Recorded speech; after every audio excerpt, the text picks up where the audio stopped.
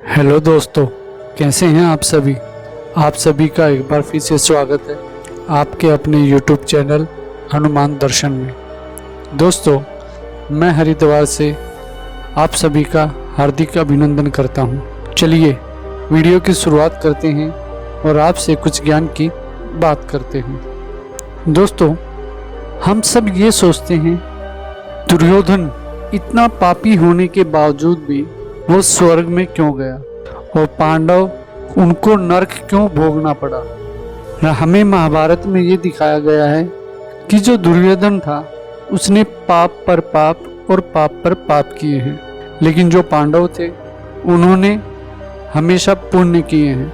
लेकिन दोस्तों, ये बात सत्य नहीं है और ना ही ये जरूरी है कि जो पाप करेगा वो सिर्फ नरक में ही जाएगा और जो पुण्य करेगा वो स्वर्ग में जाएगा। दोस्तों, पांडवों ने भी महाभारत के युद्ध में कहीं ना कहीं कुछ ऐसे पाप किए हैं जिनकी वजह से उन्हें नरक में जाना पड़ा, और दुर्योधन ने भी ऐसे कुछ पुण्य किए हैं जिसकी वजह से दुर्योधन को स्वर्ग जाना पड़ा। दोस्तों, हमने देखा है महाभारत में स्वयं भगवान श्री कृष्ण का अपमान किया था। जब वो पांडवों की तरफ से शांति का प्रस्ताव लेकर आए थे तो दुर्योधन ने उसके प्रस्ताव को ठुकरा दिया और साथ में भगवान श्री कृष्ण को बंदी बनाने का भी साहस किया। ये एक पाप ही तो है कि वो स्वयं भगवान श्री कृष्ण को नारायण के अवतार को बंदी बनाने जा रहा था, लेकिन उसका एक कार्य ऐसा था जिस वजह से उसे स्वर्ग में जाना पड़ा। और दोस्तों, पांडवों ने ऐसे क्या पाप किए जिस वजह से उन्हें नरक में जाना पड़ा। यहाँ तक कि युधिष्ठिर को भी नरक में जाना पड़ा था, क्योंकि सभी युधिष्ठिर को धर्म का हितैषी कहते हैं, धर्मराज युधिष्ठिर कहा जाता है, लेकिन उन्हें भी नरक में जाना पड़ा। आप सभी ने महाभारत का युद्ध देखा होगा कि जब गुरु द्रोणाचार्य को मारा गया, उनका शीश काटा गया, वो एक षड्यंत्र के तहत गुरु द्रोणाचार्य को मारा गया था, क्योंकि भगवान श्री कृष्ण जानते थे कि जब तक गुरु द्रोणाचार्य जीवित होंगे पांडव किसी भी हालात में महाभारत का युद्ध नहीं जीत सकते। तो उन्होंने क्या किया, एक हाथी का नाम अश्वत्थामा था, उन्होंने अफवाह फैलाई कि अश्वत्थामा मारा गया। ये भी एक पाप था पांडवों की तरफ से, जिसमें शामिल थे धर्मराज युधिष्ठिर। हम सब जानते हैं कि गुरु द्रोणाचार्य के बेटे का नाम भी अश्वत्थामा था, लेकिन मारा गया हाथी जिसका नाम अश्वत्थामा था। तो ये सुनकर गुरु द्रोणाचार्य ने अपने हथियार रख दिए और पीछे से आकर भीम ने तलवार से गुरु द्रोणाचार्य का सिर काट दिया। ये एक पाप है, धर्म का साथ नहीं, जिस वजह से धर्मराज युधिष्ठिर को नरक में जाना पड़ा। और दोस्तों, हम सब जानते हैं कि पांडवों ने महाभारत का युद्ध जीता। उन्होंने महाभारत का युद्ध जीतने के बाद, कौरवों को हराने के बाद हस्तिनापुर पर कुछ साल तक राज किया।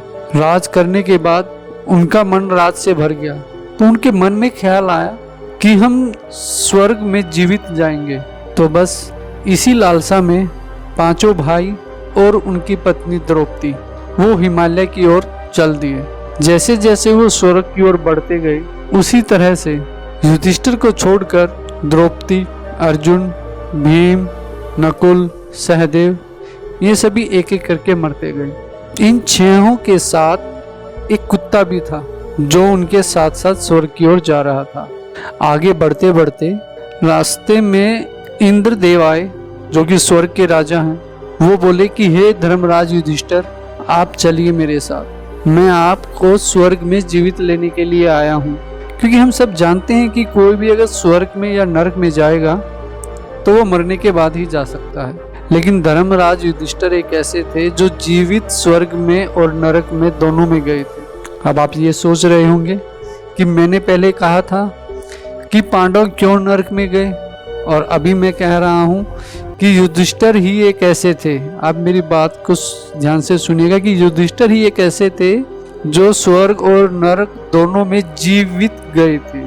तो युधिष्ठिर ने कहा कि नहीं, मैं आपके साथ ऐसे नहीं चल सकता। अगर आप मुझे लेके चलेंगे तो मेरे भाई और द्रौपदी, हम सब की पांचाली, वो भी मेरे साथ स्वर्ग में चलेगी। तो देवराज इंद्र ने कहा कि धर्मराज, वो सब मर चुके हैं और वो सब आपसे पहले स्वर्ग में जा चुके हैं, इसलिए मैं आपको जीवित लेने के लिए आया हूँ। तो युधिष्ठिर ने बड़े प्यार से कहा कि देवराज इंद्र, मेरे साथ जो ये जीव है वो जीव था कुत्ता, तो ये भी मेरे साथ चलेगा।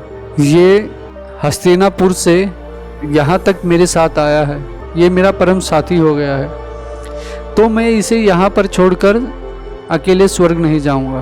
तो ये बात सुनकर उनके साथ जो कुत्ता था वो एक यम का दूत था, उनकी परीक्षा ले रहा था। ये देवराज इंद्र और यमदूत की एक चाल थी, वो धर्मराज युधिष्ठिर की परीक्षा ले रहे थे।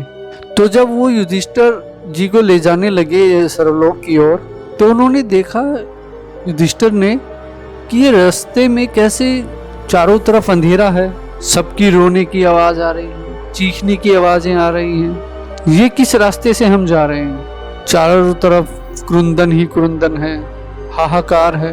ये सब सुनकर युधिष्ठिर ने इंद्र से कहा कि देखिए, मेरा मन यहाँ से विचलित हो गया है, मेरा अब यहाँ से जाने का मन नहीं है। आप मुझे इस रास्ते से लेके आए हैं, पहले आप मुझे बताइए कि ये कौन है जो इतना रो रहे हैं, चिल्ला रहे हैं, हाहाकार कर रहे हैं। तो देवराज इंद्र ने कहा कि ये कोई और नहीं, ये आप ही के भाई और आपकी पत्नी द्रौपदी है, पांचाली। तो उन्हें फिर अपने चारों भाई और पत्नी द्रौपदी नजर आई। देखने के बाद सभी देवतागण वहां पर आ गए। वो नरक था जहां पर धर्मराज युधिष्ठिर को चिल्लाने की आवाजें आई, रोने की आवाजें आई, अंधेरा ही अंधेरा था, वो नरक था। जब सभी देवता आ गए तो चारों तरफ रोशनी ही रोशनी हो गई, क्योंकि कहते हैं कि जहाँ पर देवता निवास करते हैं, देवी देवता निवास करते हैं, वहाँ पर उजाला होता है, प्रकाश होता है, वहाँ पर अंधकार चला जाता है। तो युधिष्ठिर ने पूछा कि देवराज इंद्र, हमें नरक में क्यों लेकर आए आप? आपने कहा था कि आप हमें स्वर्ग में लेकर चलेंगे। तो तब देवराज इंद्र ने धर्मराज युधिष्ठिर की बात पर जवाब दिया और कहा कि आपको याद होगा युधिष्ठिर जी कि जब गुरु द्रोणाचार्य की मृत्यु हुई तो उन्हें छल से मारा गया था और उस छल में आप भी शामिल थे। आपको पता था कि जो अश्वत्थामा मारा गया है वो गुरु द्रोणाचार्य का पुत्र नहीं, स्वयं एक अश्वत्थामा नाम का हाथी है, और उस पाप में आप भी शामिल थे। और आपके चारों भाई और द्रौपदी ये आपसे पहले नरक में आए, क्योंकि वो इसलिए आए क्योंकि इन्होंने काफी युद्ध में, महाभारत के युद्ध में काफी छल कपट किए हैं। इनको आपसे पहले नरक में लाया गया। इंद्रदेव ने उनको बताया, उसके बाद वो उन्हें स्वर्ग में लेकर चले जाते हैं। जब पांचों और द्रौपदी साथ में जब सभी स्वर्ग में जाते हैं तो जाकर देखते हैं कि दुर्योधन उनसे पहले स्वर्ग में है। ये देखकर युधिष्ठिर को छोड़कर बाकी पांचों हैरान हो जाते हैं। कितना पापी, दुष्ट, जिसने कभी किसी से आदर सम्मान के साथ बात नहीं की और वो हमसे पहले स्वर्ग में है। इस पर भीम को बड़ा गुस्सा आया। तो भीम ने बड़े प्यार से पूछा अपने बड़े भाई से, युधिष्ठिर से, कि ये दुर्योधन स्वर्ग में कैसे हमसे पहले? इसे तो नरक मिलना चाहिए, इस दुष्ट पापी को, और इसे स्वर्ग में, और वो भी हमसे पहले। तो युधिष्ठिर ने कहा कि इसे स्वर्ग इसलिए मिला है कि इसका जो संकल्प था, जो ये पाना चाहता था जीवन से मृत्यु तक, इसने उसको कभी नहीं छोड़ा। इसने उसको पाने के लिए बहुत से पाप किए, लेकिन ये विचलित नहीं हुआ, बस उसको पाने के लिए लगा रहा। बस एक यही इसकी दृढ़ता, इसका संकल्प, इसका उद्देश्य वो स्पष्ट था, इसलिए इसको स्वर्ग मिला है। और ये ईश्वरीय विधि विधान में निश्चित है कि जो इंसान जो पुण्य करेगा और जो पाप करेगा उसको उसके हिसाब से स्वर्ग और नरक भोगना पड़ेगा। और हमें नरक में सबसे पहले इसलिए ले जाया गया क्योंकि हमने एक पाप किया है, गुरु द्रोणाचार्य की मृत्यु वाला, इसलिए हमें सबसे पहले कुछ समय के लिए नरक में रखा गया। अब आगे का जो हमारा जीवन होगा वो हम सब स्वर्ग में आराम से रहेंगे। और युधिष्ठिर, उसने सिर्फ एक पुण्य किया है, बाकी सभी पाप किए हैं, इसलिए इसको थोड़े समय के लिए रहना है, तो इसलिए इसको स्वर्ग मिला है और कुछ समय के बाद इसे फिर नरक में ले जाया जाएगा। तो दोस्तों, ये था पांडवों का नरक में जाने का रहस्य और दुर्योधन का स्वर्ग में। अगर मेरी वीडियो पसंद आई हो तो शेयर कर दीजिए, मेरे चैनल को सब्सक्राइब कर दीजिएगा, क्योंकि आपके सब्सक्राइब करने से मुझे मोटिवेशन मिलता है। वीडियो देखने के लिए आप सभी का तहे दिल से धन्यवाद।